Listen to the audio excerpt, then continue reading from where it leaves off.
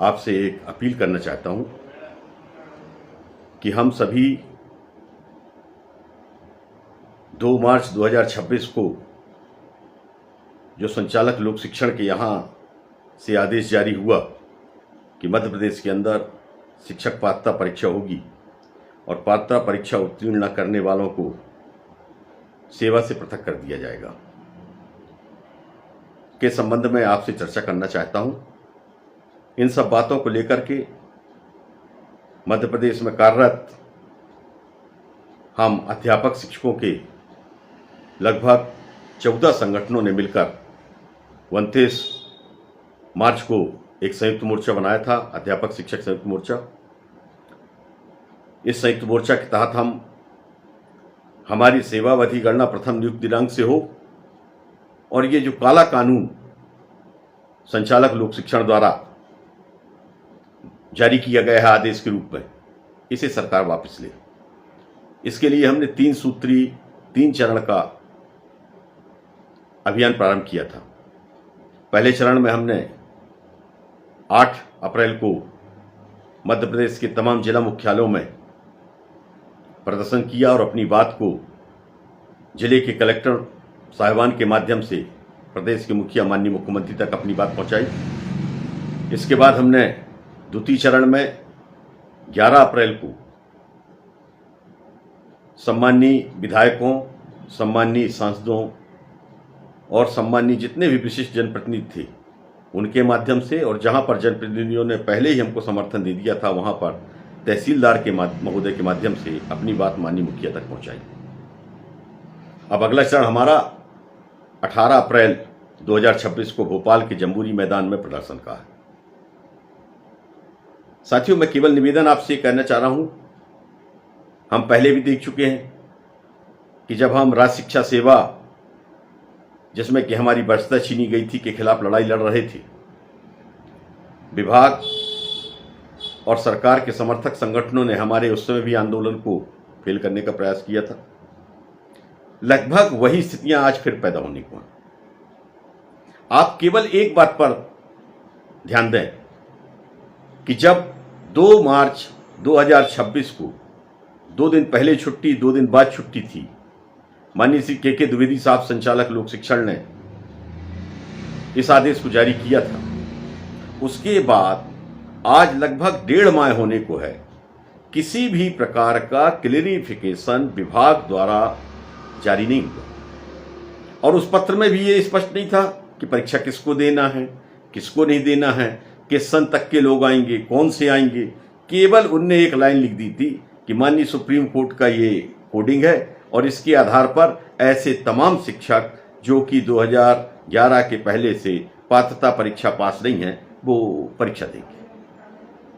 इसके बाद कुछ हमारे कागज आने लगे जिनको हमने फर्जी माना, जिनमें परीक्षाओं की डेट तक घोषित हो गई थी, परंतु माननीय संचालक महोदय द्वारा और विभाग द्वारा हमारे इसके संबंध में भी कोई स्पष्टीकरण नहीं दिया गया कि ये सही है या नहीं है।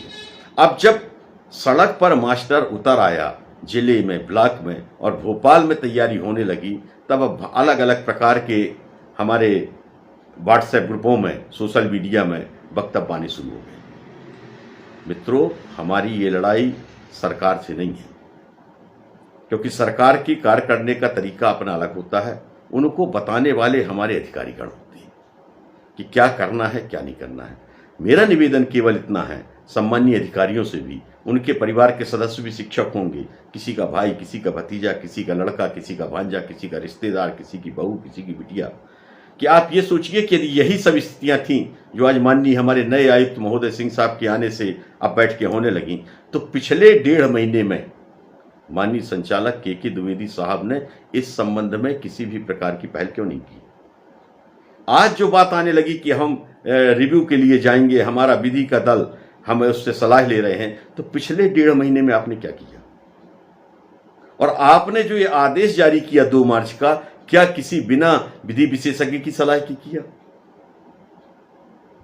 यदि ऐसा था तो ये एक बहुत बड़ा अपराध है। आखिर लाखों शिक्षक सड़क पर आ गए, एक ऊहापोह की स्थिति पैदा हो गई, तनाव और हताशा की स्थिति पैदा हो गई शिक्षकों के बीच में। माननीय आयुक्त महोदय सिंह साहब का कदम बहुत सराहनीय है जो उनने बैठक की शुरुआत की, पर निवेदन हमारा ये है कि माननीय आयुक्त महोदय और माननीय शिक्षा मंत्री जी, माननीय मुख्यमंत्री जी, हम शिक्षाकर्मी, संविदा, गुरुजी, अध्यापक से होते हुए प्राथमिक माध्यमिक शिक्षक बने हुए जो हमारे शिक्षकगण हैं, ये लड़ाई 99.99% हमारी है।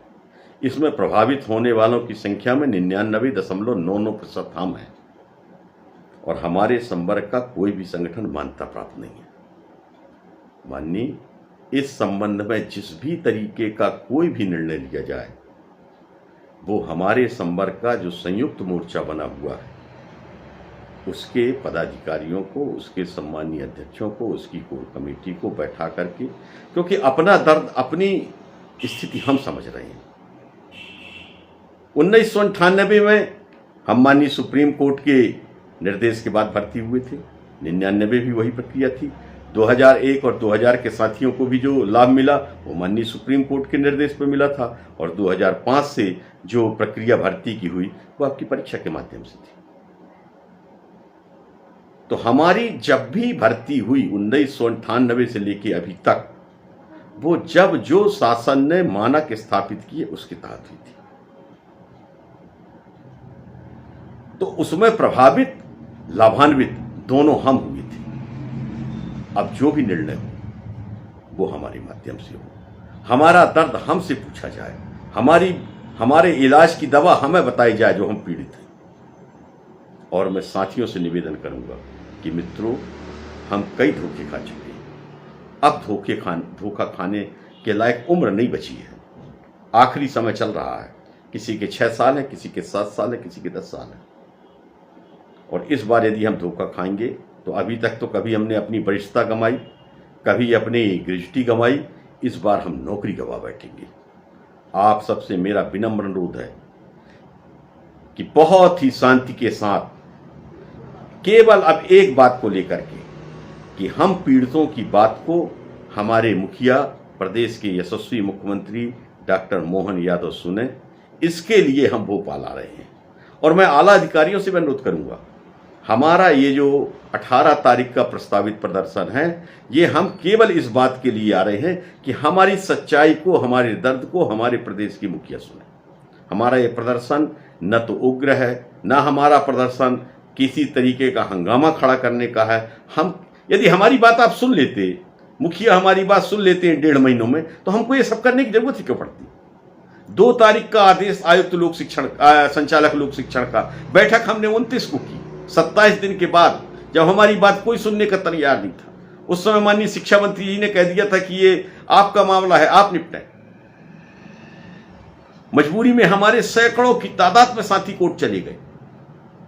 सर, छोटी नौकरी वाले शिक्षक के दर्द को शिक्षक ही समझ सकता है, जिसके परिवार में आय का दूसरा साधन न हो, इस उम्र में बच्चों की, बिटियों के विवाह की चिंता सिर पर हो, बच्चों की पढ़ाई की चिंता सिर पर हो, घर का कर्ज सिर पर हो, धीरे धीरे बीमारियों का आना शुरू हो चुका हो, ऐसे समय पर नौकरी जाने भर की कल्पना से रूह कांप जाती है। हमारा दर्द आप भी समझें। हमको भोपाल में इकट्ठा होने से रोकने के किसी भी तरीके की तिकड़म न लगाई जाए।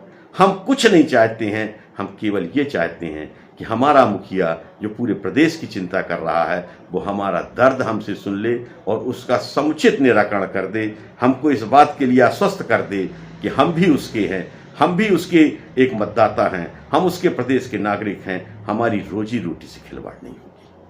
हमको भोपाल आने दीजिए, हमको अपनी बात कहने दीजिए। और साथियों से भी अनुरोध है कि पूरी तैयारी करें, बिल्कुल सतर्कता के साथ और इस विश्वास के साथ कि हम अपना दर्द अपने मुखिया को, अपने गार्जियन को, अपने पालक को कहने जा रहे हैं। हम एक शांति के साथ अपनी बात वहां पर कहेंगे। मैं आप सभी का बहुत बहुत आभार इस बात के लिए व्यक्त करता हूं कि आपने पूरी ताकत जिला में, ब्लॉक में दिखाई है और आप सब बिना किसी वर्ग भेद के, बिना किसी बहकावे में आए भोपाल में शांतिपूर्ण तरीके से अपना प्रदर्शन करने के लिए जम्बूरी मैदान में इकट्ठे होंगे। हम सब वहीं मिलेंगे, अपनी बात को अपने प्रदेश के मुखिया डॉक्टर मोहन यादव जी तक पहुंचाएंगे और डॉक्टर मोहन यादव जी से इस बात का निवेदन करेंगे कि आप ही हमारे पालक हो, आप ही हमको संरक्षण दे सकते हो, आप ही हमारी इस नौकरी को बचा सकते हो। हम आपके दरवाजे में खड़े हैं, हमारी बात को सुनो। आप सभी को बहुत बहुत धन्यवाद।